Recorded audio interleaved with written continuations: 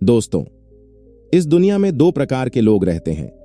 पहले वो जिन्हें अपने समय का थोड़ा भी ध्यान नहीं, अर्थात कि वे लोग अपना समय कहां बर्बाद करते हैं उसका उन्हें थोड़ा भी ज्ञान नहीं है।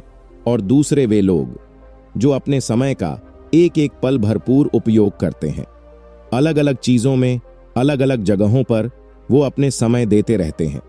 जिस प्रकार आप अपना समय अलग अलग चीजों में दे रहे होंगे, जैसे अपनी नौकरी के लिए, अपने धंधों के लिए, अपने परिवार के लिए, अपने दोस्तों के लिए, और ऐसी बहुत सी चीजें जो आपके जीवन में हैं, उन सब को आप अपना कीमती समय अवश्य ही देते होंगे। पर हम कितना भी अपने समय को बांट लें, हम चाहे कितना भी अपने समय को हर जगह क्यों ना दे रहे हो, लेकिन हमारे जीवन में कोई न कोई एक ऐसा व्यक्ति जरूर होता है जिसे हम बस समय नहीं दे पाते जो हमें उसे देना चाहिए। फिर चाहे हम अपना समय पूरी तरह से बर्बाद ही क्यों ना कर देते हो, लेकिन उस एक व्यक्ति के लिए हम अपना समय नहीं निकाल पाते। उस व्यक्ति की तरफ हमारा ध्यान तक कभी नहीं जाता, लेकिन वह एक व्यक्ति हमेशा पूरे जीवन भर यही सोचता है कि आज नहीं तो कल हम अपना समय उसे अवश्य देंगे, हम उस पर कभी ना कभी ध्यान तो अवश्य ही देंगे। यदि इस बात का अर्थ समझा जाए तो वास्तविकता यही है कि जिसे हमें सबसे अधिक समय देनी चाहिए थी, उसे हम अपने जीवन का वह कीमती समय कभी नहीं दे पाते। हमारा तो ध्यान उस व्यक्ति पर तब जाता है जब हमारे जीवन की उल्टी गिनती शुरू हो जाती है, अर्थात जब हमारी मृत्यु हमारे करीब होती है, तब हमें उस व्यक्ति की याद आती है, लेकिन तब हमारे पास उतना समय नहीं होता कि हम उसे समय दे सके। दोस्तों, इसे और अच्छी तरह समझने के लिए हम एक कहानी की तरफ चलते हैं। बहुत समय पहले की बात है। किसी नगरी में एक महान राजा राज करता था।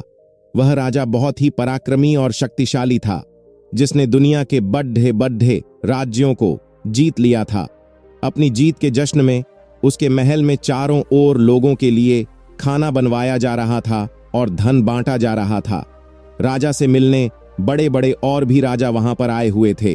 राजा की प्रजा राजा के सम्मान में गीत गा रही थी, उनकी प्रशंसा कर रही थी। सभी लोग बहुत खुश थे और जश्न मना रहे थे। वह राजा और उस दरबार में आए हुए अन्य लोग, सभी लोग एक साथ दरबार में बैठे हुए थे। तभी एक दूसरे राजा ने उस पराक्रमी राजा से एक सवाल किया। उस राजा ने कहा, हे राजन, आपने इतने कम समय में ये जो सफलताएं हासिल की हैं, ये कामयाबी जो आपने पाई है, इसके पीछे का रहस्य क्या है? वैसे तो बहुत लोगों ने इस कामयाबी को पाने की कल्पना की थी, कियों ने प्रयास तक किए, लेकिन कोई भी इसे इतने कम समय पर नहीं हासिल कर सका। आखिर आप इसे कैसे इतने कम समय पर हासिल कर पाए? हमें बताने का कष्ट करें। इसका जवाब देते हुए वह पराक्रमी राजा अन्य राजाओं और राज दरबार में आए हुए सभी लोगों से कहता है कि यदि आप अपने जीवन में कुछ हासिल करना चाहते हैं, कुछ पाना चाहते हैं, तो उस चीज को पाने का एक सही समय होता है और आपको उस समय को पहचानना आवश्यक है। जब आप उस समय को पहचान लेते हैं तो ठीक उसी समय पर आपको कर्म भी करना होगा। यदि आप कर्म करने से चूक जाते हैं या फिर अपने उस कर्म को करने में आप थोड़ी सी भी देरी कर देते हैं, तो जो चीज आप चाहते हैं वह आपके हाथों से निकल जाती है। इसलिए अपने जीवन में सभी को महत्व दो, सभी को समय दो। आपका समय सभी का है और आपका समय सभी के हिस्से में आना ही चाहिए। समय और कर्म हम मनुष्य के जीवन के दो महत्वपूर्ण पहलू हैं। जिसने समय को समझ लिया, जिसने समय को पहचान लिया और साथ ही समय के अनुसार बस सही कर्म करता है, तो उसे निश्चित ही वह फल अवश्य मिलेगा जिसकी वह कामना करता है, जिसकी वह इच्छा रखता है। फिर चाहे परिस्थितियां कैसी भी क्यों ना हो, लेकिन वह अपने लक्ष्य को अवश्य ही पा लेगा। जैसे कि मैंने ये सब कुछ पाया और वो भी इतने कम समय पर, और आगे भी मैं इसी तरह से सफलताएं हासिल करता रहूंगा। राजा का ये जवाब सुनकर वहां पर उपस्थित सभी राजा और अन्य राज दरबार के लोग खूब प्रसन्न हुए। सभी ने राजा की खूब प्रशंसा की, राजा की इस बात का स्वागत भी किया। लेकिन उस राज दरबार में एक बूढ़ा सन्यासी भी था। वह राजा की इस बात को सुनकर जोर जोर से हंसने लगे। कुछ अधिकारियों ने राजा से कहा, हे राजन, ये बूढ़ा सन्यासी आपका अपमान कर रहा है, इसलिए आप आदेश दें कि इस सन्यासी को मृत्यु दंड दिया जाए। राजा ने उन अधिकारियों की बात सुनी। पहले तो राजा ने चुपचाप, उस बूढ़े सन्यासी को देखा और उस बूढ़े सन्यासी को देखकर राजा के मन में दया जाग उठी, क्योंकि वह एक बूढ़ा सन्यासी था और उसकी हालत भी कुछ ठीक नहीं लग रही थी। राजा को लगा कि हो सकता है इस बूढ़े सन्यासी को मेरी बात समझ में ना आई हो, जिस कारण यह जोर जोर से हंस पड़ा हो। राजा ने उस बूढ़े सन्यासी से कहा, महाराज, लगता है आपको मेरी बात समझ नहीं आई, इसीलिए शायद आप जोर जोर से हंस रहे थे। राजा की इस बात को सुनकर वो बूढ़ा सन्यासी एक बार फिर से हंसने लगा और हंसते हंसते वो वहीं जमीन पर गिर पड़ा। उसकी हंसी रुकने का नाम ही नहीं ले रही थी और उसे हंसता देख राज दरबार के कुछ अन्य लोग भी हंसने लगे। ये सब देखकर राजा के मन में क्रोध उत्पन्न होने लगा और उसने उस बूढ़े सन्यासी से कहा, हे महाराज, आपको क्या लगता है, क्या हमने जो कहा वो सही नहीं है? क्या जो हमने बातें कही हैं बस हंसी के योग्य हैं? राजा की ये सारी बातें सुनकर वह बूढ़ा व्यक्ति राजा से कहता है, हे राजन, नहीं नहीं, मेरा मतलब यह नहीं है। आपने जो कहा वो बिल्कुल सही है। सही समय पर सही कर्म करना ही हमें सफलता की ओर ले जाता है, और कर्म और समय का बंधन जो समझ जाता है, जो इसे पहचान लेता है और जो इस पर सही समय पर कर्म करता है, वही आगे चलकर अपने लक्ष्य को प्राप्त करता है। लेकिन मुझे तो हंसी इस बात पर आ रही है कि आखिर में जो आपने कहा कि आपके समय पर सभी का हक है और आप सभी को समय देते हैं, सबका ख्याल रखते हैं, सबका ध्यान रखते हैं, ये गलत है। इस पर वह राजा उस बूढ़े सन्यासी से कहता है, हे महाराज, आखिर आपको ऐसा क्यों लग रहा है कि मैं सभी को समय नहीं देता? तभी हुआ बूढ़ा सन्यासी राजा से कहता है, हे राजन, एक ऐसा बेचारा भी है जिसके लिए आपके पास कोई समय नहीं है और उसे ही आपके समय की सबसे ज्यादा जरूरत है। आपने आज तक उसके लिए कोई कर्म नहीं किया और ना ही उसे अपना कोई समय दिया है, इसलिए वह आपको कभी नहीं मिलेगा। यह बात सुनकर राजा को और भी क्रोध आ गया। राजा ने उस सन्यासी से कहा, महाराज, आप मुझे बताइए वो कौन है? मैं उसे अवश्य ही अपना समय दूंगा और उसे जानने की कोशिश भी करूंगा। इस पर वह बूढ़ा सन्यासी फिर से हंसने लगा और कहने लगा, हे राजन, मेरा काम था आपको आगाह करना, वो मैंने कर दिया। अब आप खुद ही उसे खोज लीजिए कि आखिर वो कौन है। मैं फिर आपसे मिलूंगा, तब तक आप यह पता कीजिए कि आखिर ऐसा कौन है जिसे आपने अभी तक कोई समय नहीं दिया। इतना कहकर वो बूढ़ा सन्यासी राज दरबार से हंसता हुआ चला गया। राजा को उस बूढ़े सन्यासी की बात लग गई। वह सोच विचार में पड़ीडीएच गया।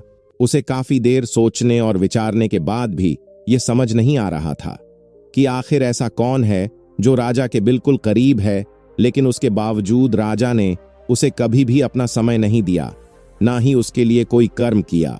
जब उसे कोई रास्ता नजर नहीं आया तो उसने अपने अधिकारियों से कहा, जाओ और पूरे राज्य में पता करो ऐसा कौन सा व्यक्ति है जिसे हमने आज तक अपना समय नहीं दिया। अधिकारियों ने राजा की बात मानी और उन्होंने छानबीन शुरू की। धीरे धीरे कई दिन बीत गए और उन अधिकारियों को अभी तक यह नहीं पता चल पाया कि आखिर वो कौन है जिसे राजा ने अभी तक अपना समय नहीं दिया और जो राजा के बहुत करीब भी है। राजा मन ही मन यह सोच रहा था कि मैंने आज तक तो सभी को अपना समय दिया है, अपने दरबार वालों को, अपनी प्रजा को, अपने परिवार को, यहां तक कि मैंने तो अपने शत्रुओं को भी समय अवश्य दिया है। फिर आखिर ऐसा कौन है जिससे मैंने अभी तक समय नहीं दिया? राजा यह सोच सोचकर अत्यधिक चिंतित हो गया था। उसे यह समझ नहीं आ रहा था कि आखिर वो कौन है जिसके लिए राजा ने अभी तक कोई काम नहीं किया और ना ही उसे अपना कोई समय दिया है। काफी दिनों के बाद राजा को लगने लगा मानो वह बूढ़ा सन्यासी उससे मजाक करके वहां से चला गया, और यह सोच सोचकर राजा को अत्यधिक क्रोध आने लगा। राजा ने अपने अधिकारियों को आदेश दिया कि जाओ और उस बूढ़े सन्यासी को ढूंढ कर लाओ, वो चाहे कहीं भी हो, मुझे वह सन्यासी चाहिए। अधिकारियों ने राजा की बात मानी। उन्होंने पूरा राज्य छान लिया, लेकिन वह बूढ़ा सन्यासी उन्हें कहीं नहीं मिला। आखिरकार हार मानकर वे अधिकारी वापस राजा के पास लौटे और उन्होंने राजा से क्षमा मांगी और कहा, हे राजन, हमने पूरा राज्य छान लिया है, लेकिन वह बूढ़ा सन्यासी हमें कहीं नहीं मिला, इसलिए हमें क्षमा करें। राजा ने अधिकारियों की बात अनसुनी कर दी। उसे लग रहा था कि वो बूढ़ा सन्यासी हमारे ही राज्य में ही है। जिस कारण वह उन बूढ़े सन्यासी को ढूंढने के लिए खुद ही निकल पड़ा। कई दिनों तक इधर उधर भटकने के बाद उसे पता चला कि वो बूढ़ा सन्यासी पास ही के नगर में प्रवचन देने आ रहा है। वह राजा भी उस गांव में पहुंच गया और उसने देखा कि वह वही बूढ़ा सन्यासी था जो उन गांव वालों को प्रवचन दे रहा था और लोग उसके चारों ओर भीड़ लगाकर बैठे हुए थे। राजा ने इस मौके का फायदा उठाया। उसने भेष बदला और वो भी उस भीड़ में शामिल हो गया। राजा यही देखना चाहता था कि यह बूढ़ा सन्यासी जो कुछ कह रहा है, क्या उसे रत्ती भर भी ज्ञान है या फिर उसने सच में राजा के सामने केवल मजाक किया था। वो बूढ़ा सन्यासी कुछ कह रहा था, लेकिन गांव वालों की भीड़ इतनी थी कि वे लोग आपस में ही फुसफुसा रहे थे, जिस कारण राजा को और उन गांव वालों को उस बूढ़े सन्यासी की आवाज सुनाई नहीं पड़ रही थी। और यह देखकर वो बूढ़ा सन्यासी बिना कुछ कहे बिना वहां से उठ के जाने लगा। लेकिन जो लोग उस भीड़ में सबसे आगे थे, उन्हें उस पूरे सन्यासी की आवाज सुनाई दे रही थी और वो जो कुछ भी कह रहे थे वो उन्हें समझ में भी आ रहा था। लेकिन जब उस बूढ़े सन्यासी ने ये देखा कि बाकी गांव वाले आपस की बातों में लगे हुए हैं, वह सभी एक दूसरे से गपशप कर रहे हैं, तो वह बूढ़ा सन्यासी वहां से उठकर जाने लगा। लेकिन जिन लोगों ने उन बूढ़े सन्यासी की बातें सुनी थी, समझी थी, वे लोग उसे रोकने लगे। वे कहने लगे, गुरुजी, आप कहां जा रहे हैं? आपने तो हमें अभी तक कुछ बताया ही नहीं। आप इस तरह से चुपचाप क्यों जा रहे? जरा रुकिए। वह बूढ़ा सन्यासी उन लोगों की बात मान जाता है और वापस अपने स्थान पर बैठ जाता है और उनसे कहता है कि अगर तुम लोग इसी तरह से एक दूसरे की बातें सुनते और सुनाते रहोगे, फुसफुसाते रहोगे, ऐसे ही बातें करते रहोगे, तो मैं क्या? यदि तुम्हारे सामने भगवान भी आ जाए तो वो भी तुम लोगों को बिना कुछ कहे, बिना कुछ सुने यहां से चले जाए और तुम लोग उन्हें कभी नहीं सुन सकोगे, क्योंकि तुम लोग तो आपस की बातों में लगे हुए हैं।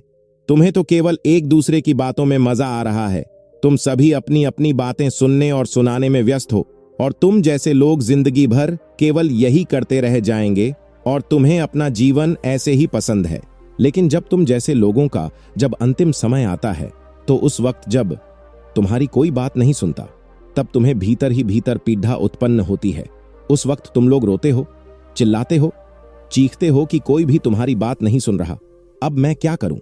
यह बात सुनकर वहां पर उपस्थित सभी गांव वाले चुप हो गए और उन बूढ़े सन्यासी की बातें सुनने लगे। तभी बूढ़ा सन्यासी एकदम चुपचाप हो गया। आगे उसने कुछ नहीं कहा। कुछ देर तक सभी लोग एकदम खामोश थे। तभी उस भीड़ में से एक व्यक्ति ने कहा, हे महाराज, आप कुछ बोलते क्यों नहीं? आप इस तरह से चुपचाप क्यों बैठे हो? तभी वह बूढ़ा सन्यासी उन सभी से कहता है, बोलो मत, सिर्फ सुनो, ध्यान लगाकर सुनो। इतना कहकर वह बूढ़ा सन्यासी फिर से एक बार चुपचाप यूं ही बैठ गया और सभी लोग उस बूढ़े सन्यासी के बोलने का इंतजार करने लगे। कुछ देर तक ऐसे ही खामोशी छाई रही। चारों तरफ बिल्कुल सन्नाटा था। तभी कुछ देर इंतजार करने के बाद उस भीड़ में से फिर से एक व्यक्ति उठा और उसने उस सन्यासी से कहा, हे महाराज, आखिर क्या बात है? आप हमसे कुछ बताते क्यों नहीं? आप कुछ बोल क्यों नहीं रहे हो? क्या आप हमारी हरकतों से नाराज हो? तभी वो बूढ़ा सन्यासी जोर से चिल्लाकर कहता है, अरे मूर्ख, चुप रहो।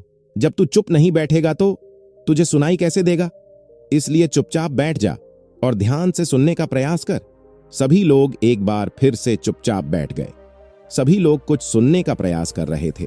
चारों तरफ एकदम सन्नाटा था। किसी को कोई आवाज नहीं सुनाई दे रही थी। काफी देर तक ऐसे ही चलता रहा। तभी कुछ गांव वालों ने आपस में फिर से बातें करनी शुरू कर दी। ये देखकर वह बूढ़ा सन्यासी एक बार फिर से कहने लगा, तुम लोगों की यही तो समस्या है कि तुम कभी शांत नहीं रहना चाहते। तुम हमेशा कुछ न कुछ कहना चाहते हो, बताना चाहते हो, बोलना चाहते हो, कुछ ना कुछ करते रहना चाहते हो, लेकिन कभी भी शांत नहीं होना चाहते, कहीं पर रुकना नहीं चाहते, कुछ सुनना नहीं चाहते। बस कुछ भी करना है तो वो है बोलना, बोलते रहो, बोलते रहो।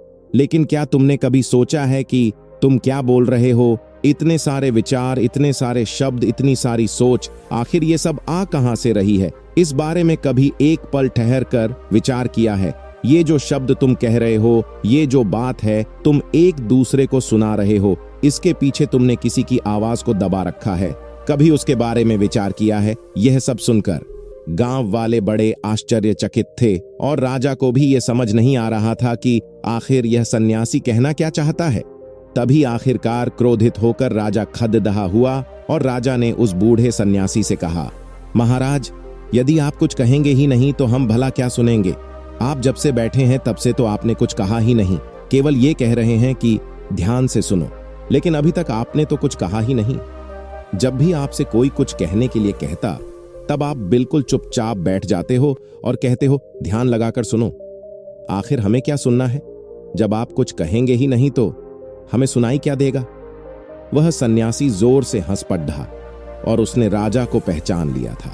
उसने कहा, हे राजन, तुम भला कैसे सुन पाओगे? जिस समय की सबसे ज्यादा आवश्यकता तुम्हारे उस करीबी को है जिसे तुमने अपना अभी तक कोई समय नहीं दिया, तो भला तुम कैसे सुनोगे?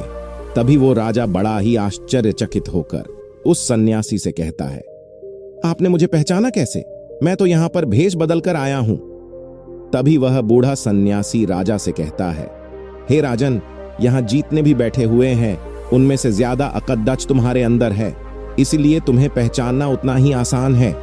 आगे वह राजा उस बूढ़े सन्यासी से कहता है, खैर वो सब छोड़ दिए, आपने मुझे ये नहीं बताया कि आखिर वो मेरा करीबी कौन है जिसे मुझे समय देना चाहिए था और मैंने अभी तक उसे समय नहीं दिया।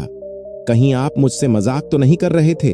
क्योंकि मैंने अपने अधिकारियों से पूरी छानबीन करवा ली है, लेकिन अभी तक मुझे कोई भी ऐसा व्यक्ति नहीं मिला जिसे मैंने अभी तक अपना समय ना दिया हो। यदि आपने मेरे साथ कोई मजाक किया था तो इसका अंजाम बहुत बुरा होगा।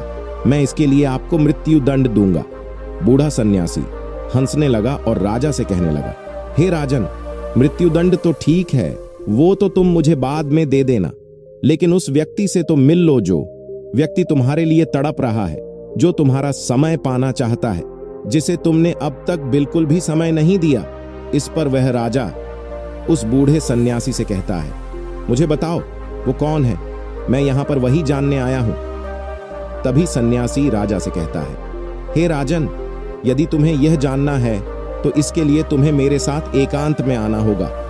राजा उस बूढ़े सन्यासी से कहता है, मैं तुम्हारे साथ अवश्य चलूंगा, क्योंकि मुझे तो यह जानना ही है कि आखिर वह कौन व्यक्ति है जिसे मैंने अभी तक अपना कीमती समय नहीं दिया। मैं तुम्हारे साथ चलने के लिए तैयार हूं। इतना कहकर वह बूढ़ा सन्यासी और राजा दोनों एक जंगल में चले जाते हैं। वह जंगल बिल्कुल सुनसान था, जहां पर किसी का आना जाना तक नहीं था। वह बूढ़ा सन्यासी राजा को एक तालाब के पास ले गया। आगे वह बूढ़ा व्यक्ति राजा से कहता है, हे राजन, जिसे तुम ढूंढ रहे हो, जो तुम्हारे सबसे करीब है, वह तुम्हें उसी तालाब में मिलेगा। राजा उस बूढ़े व्यक्ति की बात मानकर उस तालाब की ओर आगे बढ़ता है। जब वह तालाब में जाता है तो उसे कुछ भी नजर नहीं आता। राजा ये देखकर और भी ज्यादा क्रोधित हो जाता है और उस बूढ़े सन्यासी से कहता है, लगता है तुम मुझे एक बार फिर मूर्ख बनाने की कोशिश कर रहे हो। इस पर वो बूढ़ा सन्यासी कहता है, नहीं राजन, ध्यान से देखो, तुम्हें कुछ न कुछ अवश्य दिखाई देगा। वो तुम्हारा सबसे करीबी तुम्हें इस तालाब में ही मिलेगा। राजा ने एक बार फिर उस बूढ़े व्यक्ति की बात मान ली। वह तालाब की ओर आगे बढ़ा। उसने तालाब में एक बार फिर से ध्यान से देखा। वह ध्यान से देख ही रहा था कि तभी उस बूढ़े सन्यासी ने राजा से पूछा, राजन, क्या दिख रहा है? इसका जवाब देते हुए वह राजा उस बूढ़े सन्यासी से कहता है, मुझे तो केवल मेरी परछाई नजर आ रही है, इसके अलावा और यहां पर कुछ भी नहीं। इस पर वह बूढ़ा सन्यासी राजा से कहता है, हे राजन, आखिरकार तुम्हें तुम्हारा करीबी मिल ही गया। यही तो है वह व्यक्ति है जिसे तुमने अभी तक कोई समय नहीं दिया और ना ही इसके लिए तुमने कोई कर्म किया है। और यही वह व्यक्ति है जिसे तुम्हारे समय की सबसे ज्यादा जरूरत है, लेकिन तुम हो कि बाकी सबको समय बराबर देते हो, लेकिन इसे तुम समय देना भूल गए। राजा कुछ देर तक इस बात पर विचार करता रहा। वो अपने आप को तालाब में देखता रहा और उसके बाद राजा उस बूढ़े सन्यासी से कहता है, महाराज, आप सही कहते हैं, हम सभी के लिए समय निकालते हैं। प्रजा, परिवार यहाँ तक कि अपने शत्रुओं के लिए भी मैं सभी को समय देता हूँ, लेकिन मैंने अपने लिए कभी समय नहीं निकाला। यहाँ तक कि मैंने सभी कर्म भी सही समय पर किए, लेकिन मैंने अपने आप को कभी समय नहीं दिया और ना ही अपने लिए कोई ऐसा कर्म किया। और हमारे करीब तो हम ही होते हैं, लेकिन हम अपना ध्यान नहीं रखते, अपनी एक नहीं सुनते। लेकिन हे महाराज, मेरा आपसे एक और सवाल है, आप मुझे ये बताइए, ये भला हम अपने आप को कैसे सुन सकते हैं, अपने आप को कैसे समय दे सकते हैं, अपने लिए कैसे कर्म कर सकते हैं? राजा की यह बात सुनकर वह सन्यासी एक बार फिर से हंसने लगा और फिर राजा से कहने लगा, चुप करो, मौन हो जाओ, शांत हो जाओ, आंखें बंद करो, अपनी बक बंद करो और यहीं पर बैठ जाओ, अपने ऊपर ध्यान लगाओ, तभी तुम अपने आप को सुन सकोगे और अपने आप को समय दे पाओगे। अन्यथा तुम्हारा जीवन इसी तरह से व्यर्थ में ही बीत जाएगा और तुम कभी अपने आप को ना तो देख पाओगे और ना ही कभी सुन पाओगे। और जब तुम्हारा अंतिम समय आ जाएगा, तब तुम्हें ये एहसास होगा कि तुमने तो अपने लिए समय निकाला ही नहीं, लेकिन तब तक बहुत देर हो चुकी होगी। तब तुम्हारे पास अपने आप को देने के लिए समय ही नहीं होगा। तब तुम भला अपने आप को कैसे सुनोगे? जैसा कि तुम कहते हो सही समय पर सही कर्म करना चाहिए, तो ये बिल्कुल यही समय है और ये बिल्कुल सही समय है जब हम अपने आप को देख सकते हैं, सुन सकते हैं, पहचान सकते हैं, अपने आप को समझ सकते हैं और हम अपने आप को उन कर्मों से भी बचा सकते हैं जो हमें विनाश की ओर ले जा सकते हैं। उस बूढ़े सन्यासी के मुख से ये सारी बातें सुनकर राजा तुरंत ही उस बूढ़े सन्यासी के चरणों में गिर पड़ा और उनसे कहने लगा, हे महाराज, आपका बहुत बहुत धन्यवाद, आपने मुझे मुझसे मिलाया है, अन्यथा मैं तो अपना जीवन इसी तरह से व्यर्थ ही गंवा देता। मैं अपने आप को कभी भी समय नहीं दे पाता, ना ही अपने आप को कभी समझ पाता। राजा की ये सारी बातें सुनकर वह बूढ़ा सन्यासी हंसने लगा और राजा से कहने लगा, तुम तो गंभीर हो गए। यह जीवन गंभीरता के लिए नहीं है, बल्कि हंसने और हंसाने के लिए है, खुशियां बांटने के लिए है, सुख बांटने के लिए। इसलिए अपने आप को पहचानो, अपने आप को जानो, अपने आप को समय दें। दोस्तों, हमारा जीवन भी कुछ ऐसा ही चल रहा है। हम दिन भर लोगों के साथ बेवजह की फालतू की बातें किया करते हैं। कुछ काम की होती है तो कुछ बेकार की, कुछ ज्ञान की होती है तो कुछ मूर्खता की भी, लेकिन हम कभी भी अपने ऊपर ध्यान नहीं देते, अपने लिए समय नहीं निकाल पाते। जब हम परेशानियों से उलझ रहे होते हैं, जब हमारे चारों तरफ समस्याएं घिरी होती हैं, तो हमें कुछ नहीं समझ आता। हमारे मन में अनेकों विचार उत्पन्न होते रहते हैं, हमारा दिमाग इधर उधर भागता रहता है, हमारा मन इधर उधर की बातों में लगा रहता है, लेकिन वह कभी भी समस्या के समाधान की ओर नहीं मुड़ पाते, क्योंकि हम कभी शांत रहना ही नहीं चाहते, जिसके कारण हमारे भीतर एक भूचाल मचा रहता है। ऐसे समय पर हमें अपने ऊपर थोड़ी सी दया करनी चाहिए, हमें अपने लिए थोड़ा सा समय निकालना चाहिए।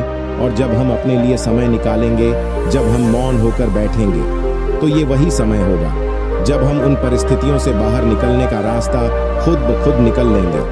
और ये शक्ति हमें मौन से ही मिलती है। यह मौन आपको वो शक्ति देगा, वह राह दिखाएगा, जिससे आप अपने जीवन का बड़े से बड़ा लक्ष्य बड़ी ही सरलता से हासिल कर पाएंगे। दोस्तों, उम्मीद है कि आपने आज के इस वीडियो से जरूर कुछ ना कुछ सीखा होगा। तो आज के इस वीडियो को लाइक और शेयर करना ना भूलें और हमें ऐसे ही सपोर्ट करने के लिए चैनल को सब्सक्राइब और घंटी पर उनको भी जरूर दबा दें।